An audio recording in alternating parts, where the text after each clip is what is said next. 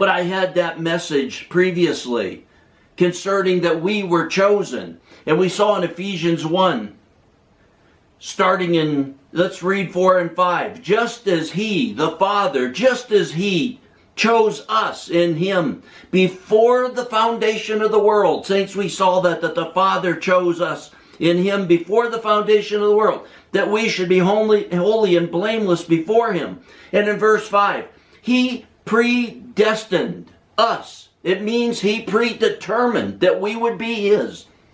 He chose us. He predetermined. He predestined us to adoption as sons through the Lord. He did this. And as I said, all these things that the Lord is showing me come through where He told me the end times in the book of Revelation was to enter that small gate and stay on that narrow way, which is Christ Himself. And then those end times and these things would be this glorious revelation of the Son of God. And He showed me how those who enter the wide gate and are on the broad road to destruction, all they see is death and destruction. But there's glory in these end times. There's glory in the book of Revelation. And I told you that in Revelation chapter 5:1, that one who's sitting on the throne holding that scroll that's sealed up, it's the Father sitting on the throne. That scroll has our names. It's not the beginning of the tribulation that Christ is coming and going to start raining hell upon people. He rose up to pay the debt, to break the seals. Those were the ones chosen by the Father, but they've sinned and they need that debt paid. And that's what we see there. And in Ephesians, here in chapter 1, 4, and 5, we see where He chose us. And then I was reading something else. And look at this, saints. It's so important. Listen to these things. He chose us. And in Romans again, chapter 9, let's read where we didn't read because He opened this up more to me. Romans 9, starting in verse 18 then. So then, He has mercy on whom He desires. It's talking about God. It's talking about the Father. And Paul's saying, so then He has mercy on whom He desires. And listen here, saints. And He hardens whom He desires. This is in the Bible. You're taught like you're just going to decide to follow Christ, or you're going to become a Christian, or you're going to pick out a denomination or something. God chooses you, or it's religion. Religion is man trying to please God. God's not pleased with man. He's pleased in the finished work of His Son. And it says then, so then He has mercy on whom He desires. And also it says He hardens whom He desires. You will say to me then, why does He still find fault? For who resists His will? If He does this, if He chose us, who finds fault? I told you that He chose you. Your choice is, are you going to follow Him? Are you going to walk with Him? Are you going to build upon the kingdom of heaven? Or are you just going to take that free gift, enjoy the world, and then see what's in heaven, if anything, for you when you get there? Your choice is what you do with that eternal life He gave you. You will say to me then, why does He still find fault? For who resists His will? On the contrary, listen here, saints, on the contrary, who are you, O man, who answers back to God? The thing molded will not say to the molder, why did you make me like this, will it? It's God's choice. He's got vessels. He's making them for what He wants. And He chose us, and you should be so honored, so humbled, so broken down, so ready to lay down your life to be crucified with Christ. Verse 21, or does not the potter have a right over the clay to make from the same lump? Listen, doesn't God have a right to make over the clay, over these human beings, from the same lump? One for honorable use and another for common use. God chooses, God decides. And look at verse 22. What if God, although willing to demonstrate His wrath and to make His power known, endured with much patience vessels of wrath. You can't tell God what to do, and He has chosen you. Be humbled and honored, because He says He also chooses some. And what does it say? Endured with much patience for vessels of wrath, prepared for destruction. And verse 23, saints, here, look at what he's going to say. Come on, get with me, understand. Ask the Lord to open up your eyes. Verse 23, and He did so in order that He might make known the riches of His glory upon vessels of mercy. He did this so He could show His mercy and glory upon us that He has chosen, that He chose. Not us, He chose us. You couldn't find an invisible, unknowable, unsearchable God. He has to reveal Himself to you. He chose you, and He's revealing Himself to you. But look what it says next, saints, and I got to go through this whole verse again. And He did so in order that He might make known the riches of His glory upon vessels of mercy, those He shows mercy to. Listen, which He prepared beforehand for glory. He prepared beforehand. Again, He chose us. He chose these vessels of mercy. If you know Him and you walk with Him, you were chosen. The Father has chosen you for a vessel of mercy that He might show His glory to. And then this all started because I was looking in Matthew chapter 20 about this landowner who is sending people into the field to work. I can't go over this whole thing now, but I'm going to start with just telling you, you know the parable. It's the parable where He goes out and sends people into the field to work. Some early in the morning, some later in the morning, some at noon, some 2 in the afternoon, some 3 in the afternoon, some at the last hour. And He tells them all, I'll give you a denarius. He tells the first one, I'll give you a denarius. I'll give you this certain amount of pay if you'll work in the field all day.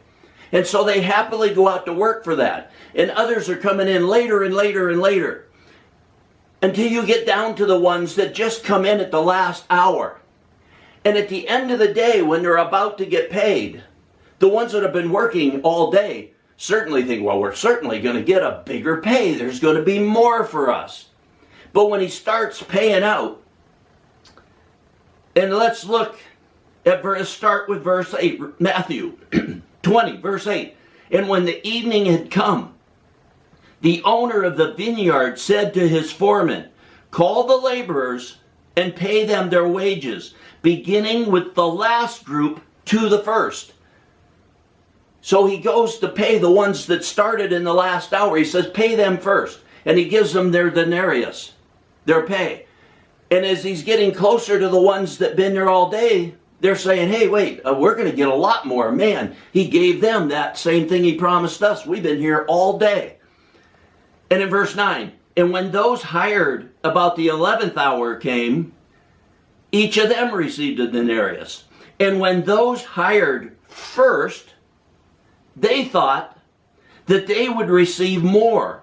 And they also received each one denarius. And when they received it, they grumbled at the landowner, saying, these last men who have worked only an hour, and you have made them equal to us, who have borne the burden and the scorching heat all day long.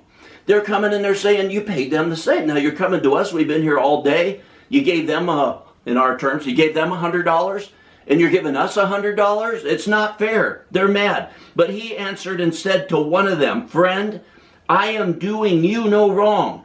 Did you not agree with me for a denarius? Take what is yours and go your way. But I wish to give to the last man the same as to you. Is it not lawful for me to do so, what I wish with what is mine? Or is your eye envious because I am generous? Thus the last shall be first, and the first shall be last. Is God saying no matter There's Christians that maybe they went right into the field and they've been working for God for 40 years and they've been serving God with all their heart. That they're going to get the same reward if somebody comes along and says, yeah, I became a Christian 40 years ago, but I didn't care. I mean, I'm just glad to be saved. I don't even want to hear about it. And then just before the rapture or the tribulation or they die, they say, oh, let me put in an hour here. Let me put in a couple days. I better do something for God. And they get the same reward. It has nothing to do with that. God's righteous. God's true. You're going to get rewarded for everything you did. So what's he showing us here? I was seeing this and I saw what he was saying. But before I say that, let's go on and move up. Because this is just before, this is one of the last things, one of the last parables, one of the later teachings, just before he's headed on his way to Jerusalem. So why is he bringing this up here? In the same chapter, Matthew 20, let's go to verse 21 first. This woman is asked that her two sons can sit on his right and left side. And in verse 21, and he said to her, what do you wish? And she said to him, command that in your kingdom these two sons of mine may sit, one on your right and one on your left. But Yeshua, Jesus, answered and said to her, you do not know what you are asking for. Are you able to drink the cup that I am about to drink? And they, these two sons of hers, they said to him, we're able, we can do it. Yeah, we got it right. We can make our way there. We'll drink the same thing like it's up to them.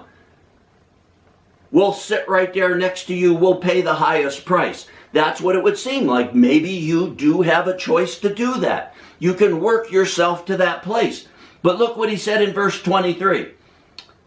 He said to them, my cup you shall drink. If you're his and you're chosen by the Father, you will drink of that cup to some extent. But to sit on my right and my left, this is not mine to give. He said, to your position in the kingdom of God, it's not mine to give. Listen what he's saying here, saints. This amazed me. It's another revelation today. I couldn't believe it. He says, but to sit on my right and on my left, this is not mine to give. Listen, but it is for those for whom it has been prepared by my Father. He says your position in the kingdom of heaven. God chose you for salvation. But your position in the kingdom of heaven is God's work. The Father's preparing you. Those prepared by the Father. It's that place. So what's he saying in this parable? Here's another thing, but keep that in mind, saints. Even these things, your position, your place in the Father's already been prepared by the Father. He prepared it. He makes it. He chose you. But what do we see then in this parable of those going into the field to work?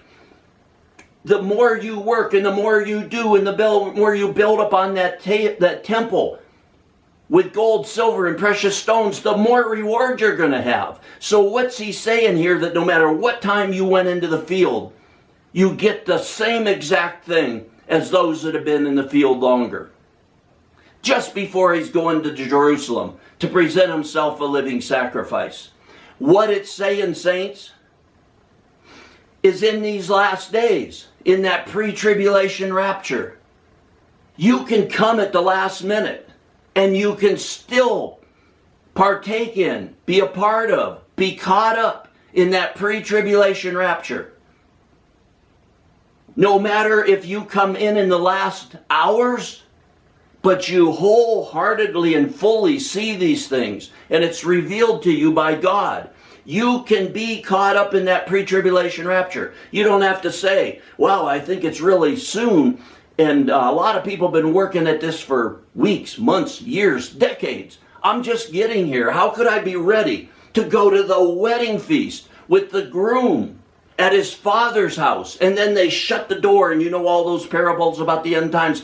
Then the door is shut and nobody else can get in. It's not those went to heaven and all the others go to hell. They went to the wedding feast. You can come to the wedding feast.